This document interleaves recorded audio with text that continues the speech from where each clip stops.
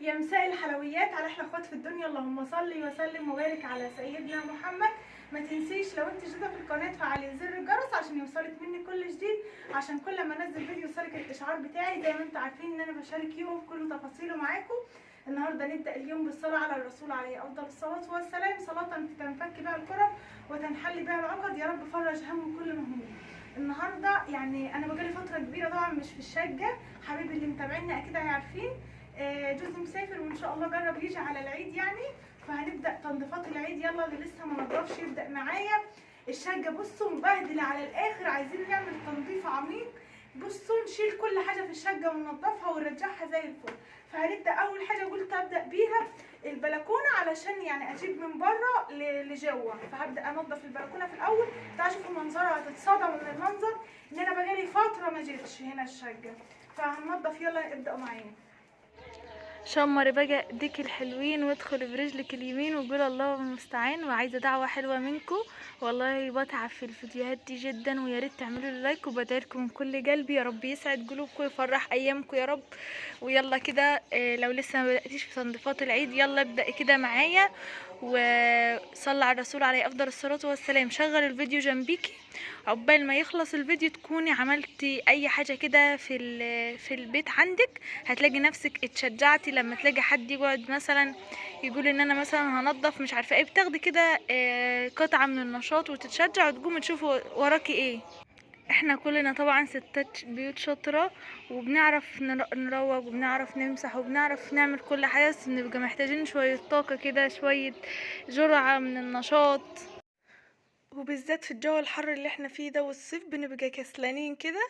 فيلا قومي كده تشجعوا وخدوا جرعة من النشاط. اول حاجة عملتها طبعا حشت الحاجات من البلكونة وكنستها كويس، وقلت ان انا ازعف يعني البلكونة عشان تبقى خلصت متبقاش واقفة غير على المسيح. بعد كده قلت الم الستاير علشان اغسلها برضو عشان كانت متطربة على الاخر، وكانت في واحدة فيهم كنت حيشاها وبعمل لها اللي هو المكان اللي بتدخل فيه الماسورة يعني ده بتاع الستارة، علشان دايب كده من كتر السحب فيها.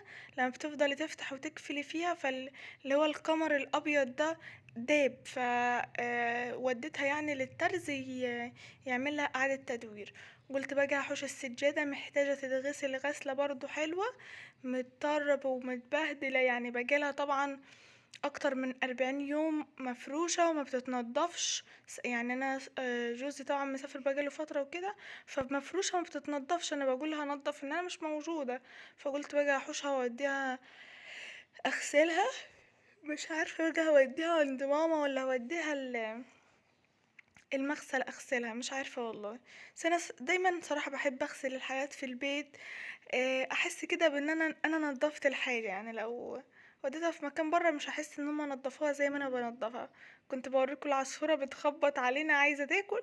لو عندك حافة كده في الشباك حاولوا ان انتوا تحطوا لهم اي اكل علشان العصافير تاكل وتاخدي ثواب.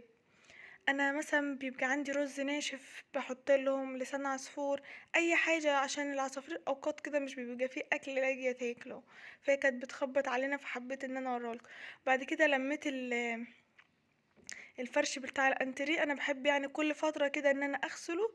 وقلت بما ان احنا اصلا داخلين على العيد والدنيا متطربه يتحش ايه ويتغسل كده وتبقى الدنيا كلها زي الفل وريحتها اريال ودوني، وتبقى الدنيا ما شاء الله. يعني ببقى فرحانه صراحه في دخلة العيد علينا، من البيت كله بيبقى ريحته كده بتنور من الاريال. احنا دايما بننضف وبنخلي البيت زي الفل، بس برضو فرحه العيد لها يعني طعم تاني خالص. بعد كده بقى بحب اغسلهم على الغسالة اللي هي العادية دي، انت ممكن عادي تحطهم في الغسالة اللي هي الكاملة اللي هي الكبيرة دي، بس انا بحب اغسلهم على الغسالة العادية دي. فمليتها بدأت ان انا املاها مية، وبحط اللي هو صابون ابيض وبرسيل جل. الحاجات دي بتبقى يعني سايبة وكده. وبدأت ان انا احط الاريا اللي انا عاملاه يعني زي خلطة كده على بعضه. بدأت ازود المية اهو. بعد كده ايه قلت هغسلهم يعني هسيب الغسالة شغالة، هتبقى ايدي يعني في كذا حاجة. وهاخد مية بدوني ببرسيل جل باريال، وابدا ان انا ايه اغسل في الحبال بتاعة البلكونة عشان بقالي فترة ما نشرتش عليها، اكيد هتبقى عدمانة تراب. وغسلت برضو المشابك من التراب، ودخلتها جوه علشان انا المره اللي فاتت كنت ناسيها في البلكونه، فلا دخلتها، قلت بقى عشان ايه ما تتطربش تاني. يعني حاول ان احنا نشيلها جوه. انا بنسى دايما اصلا، يعني ما بفتكرش ان انا ادخلها جوه واشيلها، فبنساها. المره دي الحمد لله، لما لك الحمد والشكر، افتكرت ان انا ادخلها جوه. بس بعد كده الحوف كده بتاعت البلكونه بدات ان انا اغسلها، ان الارض بصوا تراب فظيع، يعني كنست وبرضه مليانه تراب. بعد كده قلت ارش شويه ميه كده على الحيطان بتاع البلكونه، علشان لو الحيطان دي اللي هي خشنه شويه فبيلزق عليها التراب فتنضف كده وتبقى زي الفل. خليت الدنيا ما شاء الله بتلمع. والمجشه بقى هاتك يحك في البلاط ده، لما كل ما بتحك فيه بالمجشه بتلاقيه بينور معاك ويبقى زي الفل ويبقى زي المراية، يعني بيرجع اكنه جديد. احلى ما فيه ان هو كل ما بتحك فيه بينور ويطلع عليكي طراوة، يعني بيطلع عليكي طراوة كده وتبقى الارض منورة وبتشرب المية في نفس الوقت. بعد كده بقى دخلت على الأوضة، قلت انفض كده في الحيطان علشان لما اجي افرش الستاير ابقى منفضة بس ومخلصة كل حاجة، عشان انا بحب يعني ما قعدش الستاير كتير، بحب ان انا اعلقها دايما. بعد كده بدأت اكب بقى مية في الأوضة، وانا طبعا كنسة كل حاجة، بس طبعا هي الارض فيها تراب ناعم فهيظهر بقى وانا بكب المية وازيح كده بالمجاش. انا بصراحة بحب استعمل المجاش جوه في البلاط ده. المساحة طبعا بتزيح المية بس، ادي الفايدة بتاعتها. فانا بحب ان انا استعمل المجاشة، ان هي بتحك لي الارضية كويس جدا. انت هتشوف الاوضه في الاخر هتبقى ما شاء الله، يعني بتنور كده من كتر النظافه. بصوا، يعني انا طبعا اللي هو الصابون الابيض ده بيساعد على ان هي الارض تبيض، اللهم صل على سيدنا محمد. والدهن طبعا بيساعد ان يدي ريحه حلوه. بس بعد ما مسحت تحت الانتريه كله بنفس الطريقه. هنا كنت في الجزء اللي هو في النص كده كنت خلصت مسيح، وبلمع اللي هي الحته اللي في النص. طبعا كان في طين مهول بس ما جاش في التصوير.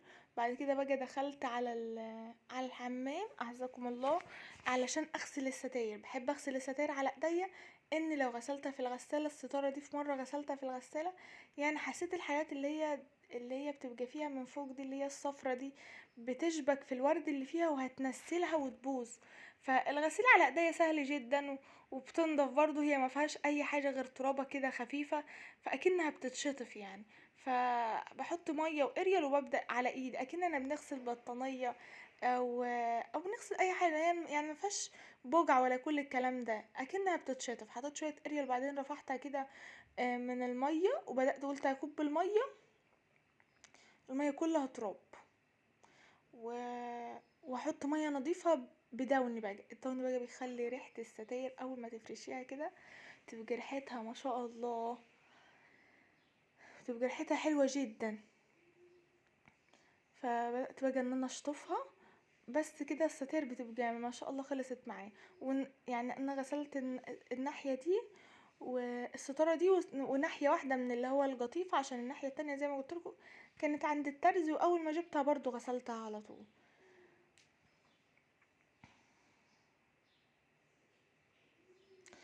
برجع تاني احط شويه اريال، بس المره دي قلت ارغيهم كده شويه علشان القطيفه ما يلزقش فيها الاريال ويبقى مجير، عشان ما تجيرش فيها. فلازم اكني مشغله غساله وبتعمل رغاوي عشان ما يلزقش بس في القطيفه بتاع الستاره كده ويبقى شكلها وحش. الاريال لو لزق عليها يبقى شكله مش حلو. وبحاول ان انا افضل اشطفها يعني كويس كده، وانا لما ارجع اعيد عليها شطف بالميه تاني. والاول ما بعلقها علشان تتصفى بفضل اكب عليها كذا جردل من الميه. يا رب يجويك ويديكوا الصحة ويلا لو لسه ما قمتيش بقى عملت تنظيفات العيد، يا رب تكوني اتشجعتي وخدت قطعة من النشاط. يا رب يسعد ايامكم ويفرحكم ويجعل ايامكم كلها هنا وسرور، ويا رب يعود عليكم الايام بالخير. النهاردة تاني يوم في الصيام بتاع ذو الحجة، اللي الناس اللي صايمة كل سنة وانتم طيبين، ويا رب يعود عليكم الايام بالخير. والناس برضو اللي مش صايمة، في ناس يعني مش بتقدر تصوم غير يوم وقفة عرفات، وفي ناس ربنا بيقدرها كده وبتصوم اللي هم ال9 ايام، عشان 10 يوم بيبقى يوم العيد. فيا رب يقدركم يا رب العالمين، كل واحد ربنا بيقدر على حاجة يعملها. الايام دي عايزة صلاة واستغفار وقراية قرآن، عشان ربنا يعني بيبقى موجود معانا الايام دي.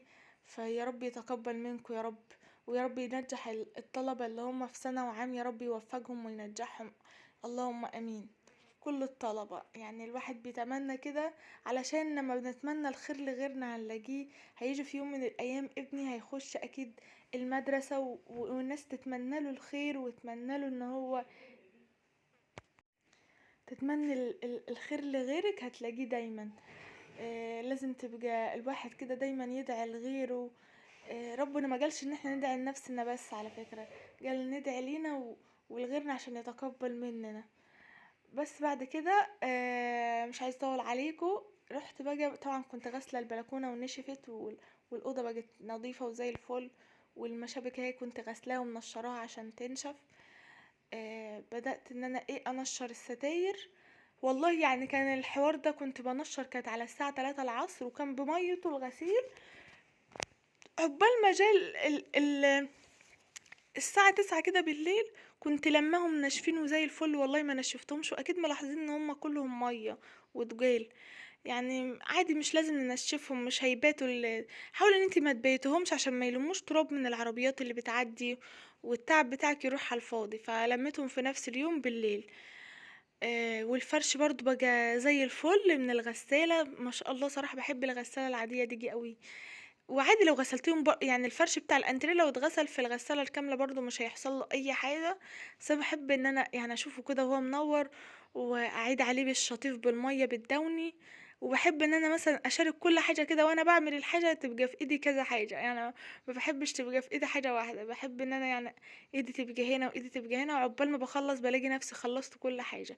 يا رب يديكم الصحة والعافية يا رب العالمين، ويسعد ايامكم ويفرحكم. ولو وصلتوا للجزء ده من الفيديو ما تنسوش تعملوا لي لايك وكومنت حلو، علشان انزل فيديوهات تانية الايام اللي جاية ان شاء الله. انزل معاكم فيديوهات كتيرة، بس انتوا شجعوني باللايك الحلو والكومنت الحلو، دعوة كده من قلبكم في الايام الحلوة المفترجة دي. زي ما انا بدعيلكم في ظهر الغيب ادعولي بقى. بصوا، انا ديني خلصت كل حاجه، ما اخدتش والله. يعني بدات حوالي كانت الساعه 1، على الساعه 3 كانت اوضه من الاوض خلصت. يعني حاول ان انت تعملي كده هتلاقي نفسك خلصتي. ما تنسيش بقى لو عجبك الفيديو لايك واشتراك في القناه علشان يوصلك مني كل جديد. والسلام.